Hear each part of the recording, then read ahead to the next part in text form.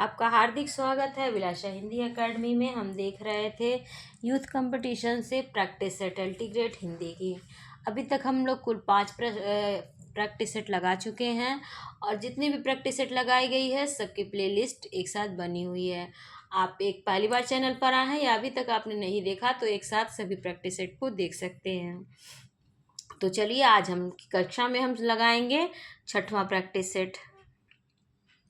तो ये 6वां practice set को शुरू करने से पहले आप सभी से रिक्वेस्ट है, पहली बार चैनल पर आए हैं या अभी तक चैनल को सब्सक्राइब नहीं किया तो ज़रूर से ज़रूर लाइक शेयर सब्सक्राइब और कमेंट करना ना भूलें। तो आज की कक्षा का यानी 6वीं प्रैक्टिस सेट का पहला प्रश्न है, आदिकालीन हिंदी साहित्य को सिद्ध सामंत काल कहने वाले विद्वान का नाम है। सिद्ध सामंत काल नाम दिया था राहुल सांकृत्यायन ने।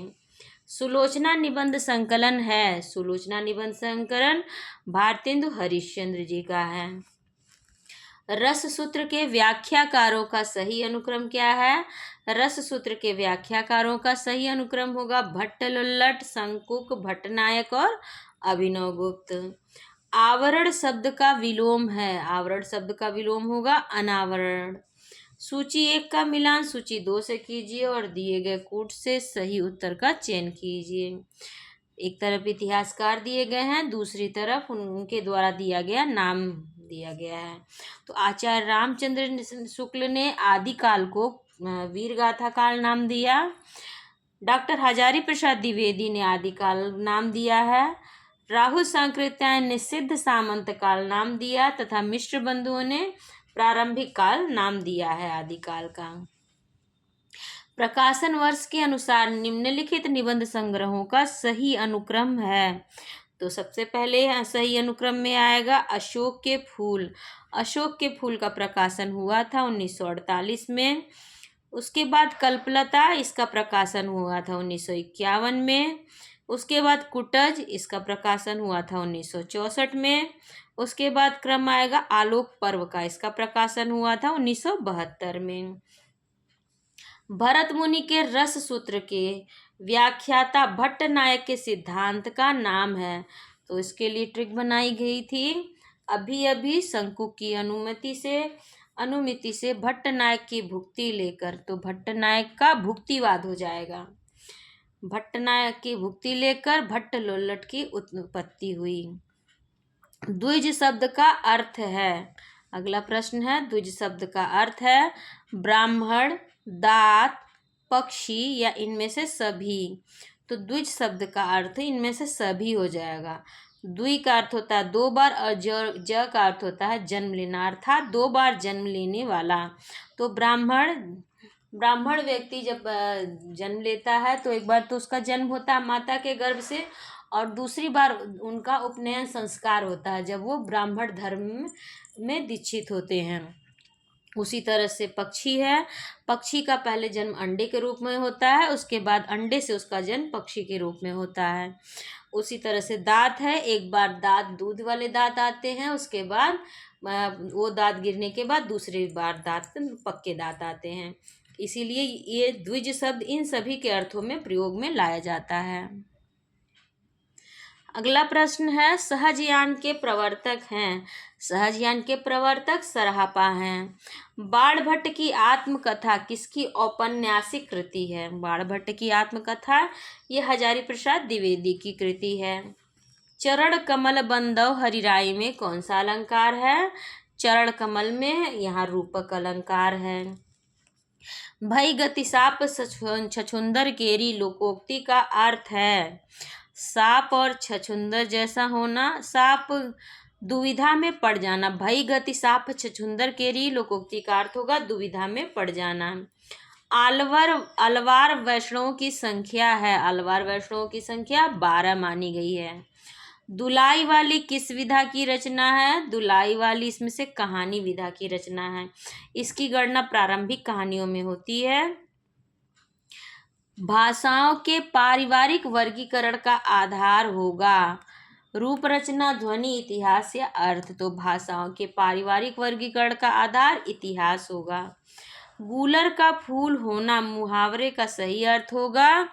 गूलर का फूल होना अर्थात दुर्लभ होना। गूलर का फूल मिलता नहीं है किसी को, इसीलिए अत्यंत दुर्लभ वस्तु होती है। श्री वल्लभाचार्य ने जिस कृष्ण भक्ति को प्रतिष्ठित किया उसका दार्शनिक आधार है। वल्लभाचार्य ने जिस कृष्ण भक्ति को प्रतिष्ठित किया उसका दार्शनिक आधार शुद्धाद्वैत दर्शन है। प्रकाशन वर्ष के अनुसार निम्नलिखित कहानी संग्रहों का सही अनुक्रम है। सही अनुक्रम होगा, सबसे पहले शरणार्थी आएगा, ये अज्ञे की रचना है और 1948 में इसका प्रकाशन हुआ था। उसके बाद ठुमरी, ये रेणु की रचना है, 1959 में प्रकाशित हुई थी। उसके बाद सतह से उठता आदमी, ये मुक्ति बोध की रचना है, 1971 में प्रकाशित हुई थी। उसके बाद शोभा यात्रा, शोभा यात्रा ये भीष्म साहनी की रचना है और 1981 में इसका प्रकाशन हुआ था। तो ये क्रम इसका रहेगा, शरणार्थी, ठुमरी, सतह से उठता आदमी और शोभा यात्रा। निम्नांकित में से कौन विशेषता देवनागरी में नहीं है? इसमें जैसा उच्चारण होता है वैसा ही लिखा जाता है। इसमें एक ध्वनि के लिए एक ही प्रतीक है। इसमें शिरोरेखा का प्रयोग महत्वपूर्ण है। विकास की दृष्टि से यह लिपि ब्राह्मी एवं खरोष्ठी की समकालीन है। तो विकास की दृष्टि से यह लिपि ब्राह्मी एवं खरोष्ठी की समकालीन है। ये शुद्ध नहीं, ये विशेषता देवनागरी की नहीं है, बाकी तीनों हैं। उसने उसे छल से पराजित किया में छल में कौन सा कारक होगा? छल से अर्थात से के द्वारा यहाँ करण कारक होगा। ज्ञानाश्रयी शाखा के प्रमुख संत कवि का क्या नाम है? ज्ञानाश्रयी शाखा के प्रमुख संत कवि कबीरदास जी हैं। आवारा मसीहा किसकी जीवनी है? तो आवारा मसीहा शरदचंद्र चट्टोपाध्याय की जीवनी है। हिंदी की स्पर्श, घोष, महाप्राण, ओष्ठ व्यंजन ध्वनियाँ कौन सी हैं? तो देखिए ओष्ठ ध्वनि यहाँ पर केवल भ है, तो ये सभी गुण इसमें आ जाएंगे भ में। चौथा वर्ण है अर्थात महाप्राण है, ओष्ठ है और स्पर्श व्यंजन है अर्थात भ, या इसका उत्तर होगा। कालिदास की रचना रघुवंशम है। रघुवंशम इसमें से खंड काव्य, मुक्तक काव्य, गीति काव्य में कुछ भी नहीं है, बल्कि यह एक महाकाव्य है। निम्नलिखित विकल्पों में से जो संत काव्य की विशेषता नहीं है उसे छाटिए।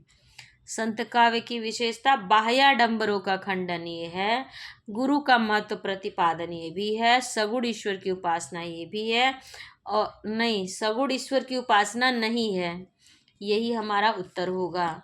निम्नलिखित विकल्पों में से संत काव्य की विशेषता सगुण ईश्वर की उपासना नहीं है। कलम का सिपाही हिंदी गद्य की किस विधा की रचना है?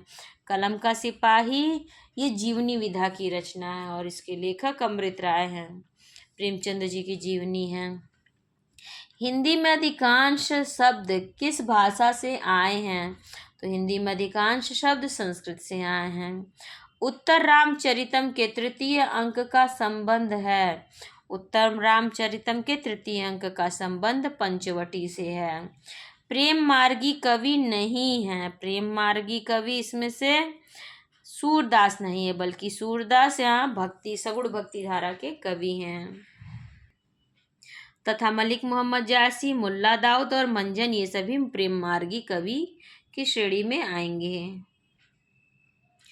अगला प्रश्न है, इनमें से कौन सी स्वीकृत आत्मकथा है? स्वीकृत आत्मकथा कलम का सिपाही, चिड़ों पर चांदनी, अर्धकथानक या बाणभट्ट की आत्मकथा। तो इसमें से स्वीकृत आत्मकथा बाणभट्ट की आत्मकथा हो गई। यह हजारी प्रसाद द्विवेदी द्वारा रचित है। मुस्लिम शासकों के समय भारत में न्यायालयों की भाषा कौन सी थी? उर्दू, संस्कृत, हिंदी, अरबी, फारसी। तो मुस्लिम शासकों के समय भारत में न्यायालयों की भाषा अरबी फारसी थी। शिशुपाल वधम किसकी रचना है? तो शिशुपाल वधम यहाँ महाकवि माघ की रचना है। निम्नलिखित पात्रों को उनकी रचनाओं के साथ सुमेलित कीजिए। तो पहला मैना, मैना यहाँ पात्र है चंदायन की। दूसरे ऋतुवर्ण पात्र है सत्यवती कथा की। रुक्मिणी पात्र है मृगावती की। और राघव चेतन ये पद्मावत का पात्र है। तो ये क्रम होगा। देहरी भई विदेश किस विधा की रचना है? देहरी भई विदेश नाटक, उपन्यास, आत्मकथ्य या संस्मरण। तो देहरी भई विदेश ये आत्मकथ्य विधा की रचना है और ये 12 कथा लेखिकाओं की का आत्मकथ्य है जिसका संकलन डॉक्टर राजेंद्र प्रसाद ने किया है। अरे राजेंद्र यादव ने किया, सॉरी, राजेंद्र यादव ने किया है। रिपोर्टर बनने के लिए क्या आवश्यक है? सहज बुद्धि व भाषा पर अधिकार, उच्च शिक्षा व 2 भाषाओं पर अधिकार, उत्सुकता की भावना, भावुक व चंचल व्यक्तित्व। तो रिपोर्टर बनने के लिए आवश्यक है सहज बुद्धि व भाषा पर अधिकार। कालिदास की प्रथम काव्य कृति है, कालिदास की प्रथम काव्य कृति ऋतु संहार मानी जाती है। तुलसीदास विनय पत्रिका की भाषा है ब्रज भाषा, अवधी, खड़ी बोली या मगही। तुलसीदास के विनय पत्रिका की भाषा ब्रज भाषा है। माटी की मूर्तें की विधा है, माटी की मूर्तें ये विधा संस्मरण विधा की रचना है। पाली शब्द की बहुमान्य व्युत्पत्ति है, पाली शब्द की बहुमान्य व्युत्पत्ति इस प्रकार मानी जाती है पर्याय, पलियाय, पालियाली और पाली। ऑप्शन सी में दिया गया है पर्याय, पर्याय से पलियाय बना, पलियाय से पालियाली बना और उससे पाली शब्द बना। तो इस कक्षा को अब मैं यहीं पर विराम देती हूँ। इसके आगे के प्रश्न हम इसकी अगली कक्षा में देखेंगे। तब तक आप सभी से रिक्वेस्ट है, पहली बार चैनल पर आए हैं, अभी तक चैनल को सब्सक्राइब नहीं किया तो जरूर से जरूर लाइक, शेयर, सब्सक्राइब और कमेंट करना ना भूलें। आप सभी का बहुत बहुत धन्यवाद।